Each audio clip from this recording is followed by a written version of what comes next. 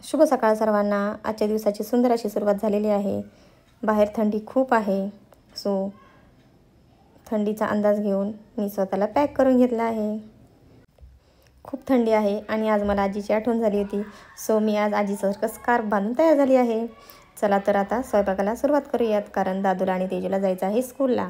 मुलांची डिमांड होती आज टिफिनला आम्हाला तिखट भात म्हणजे मसाले भात हवा आहे।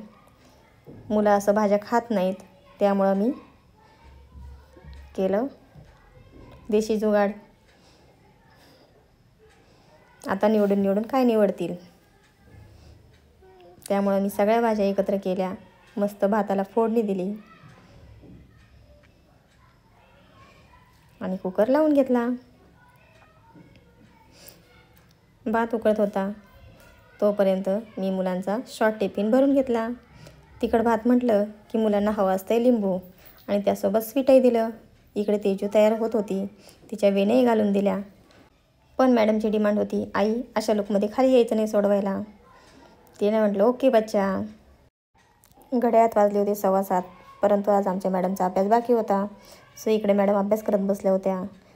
तोपर्यंत आमचा भात तयार झाला होता।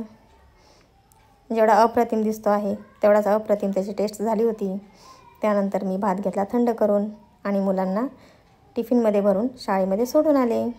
आज आहे अमावस्या, म्हणून मी पूर्ण घर क्लीन करून घेतलं आणि देवांची पंचोपचार पूजाही करून घेतली।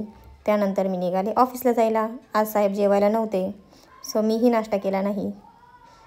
मी ऑफिसला जाऊनच जेवण करणार होते, त्यामुळं मी सोबत टिफिन घेऊन निघाले। कधी प्रवास करताना महामृत्युंजय मंत्र आणि तारक मंत्र नेहमी मनात म्हणत राहावं, त्यामुळे प्रवास खूप सुखरूप होतो।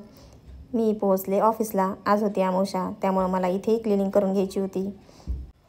मला इकडे कामवाली मिळत नाही आहे, त्यामुळं मालकीनही मी आणि कामवाली मी अशी माझी सध्या गंमत चालू आहे। असो, सर्व कामं करायची सवय असावी। त्यानंतर मी बसले ऑफिसचं मेन काम करण्यासाठी। तितकं साहेबांचा मला कॉल आला, अरे मी जेवायला येतोय। योगायोग कसा, मीही अजून जेवण केलं नव्हतं आणि साहेबही जेवले नव्हते। आम्हा दोघांना दररोज सकाळ संध्याकाळ सोबत जेवायची सवय, सो आजही मिरॅकल आमच्यासोबत झालं। त्यानंतर तिकडची कामावरून मी आले घरी आल्यानंतर पाहते तर काय, मुलांनी सगळे भांडी करकटी करून ठेवली होती, जी की मला घासायची होती। भांडी घासून माझ्या मैत्रिणीनं मला लाडू दिले होते, त्या लाडूचा आनंद घेतला। लाडू खाल्ली, खूप छान लागली। त्यानंतर मी घेतली देवपूजा करायला। आज होता गुरुवार, त्यामुळे स्वामीचरित्र सारामृताचा पाठ घेतला।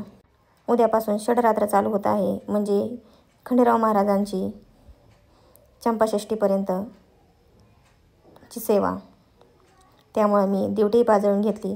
अमावस्या असल्यामुळे नवनाथ भक्तिसारही केलं। अशा प्रकारे आजचा दिवस खूप छान गेला, खूप प्रसन्न वाटलं। सुरुवातही देवपूजेने झाली आणि शेवटही देवपूजेने झाला। भेटूया अशाच नवीन ब्लॉगमध्ये। Bye bye.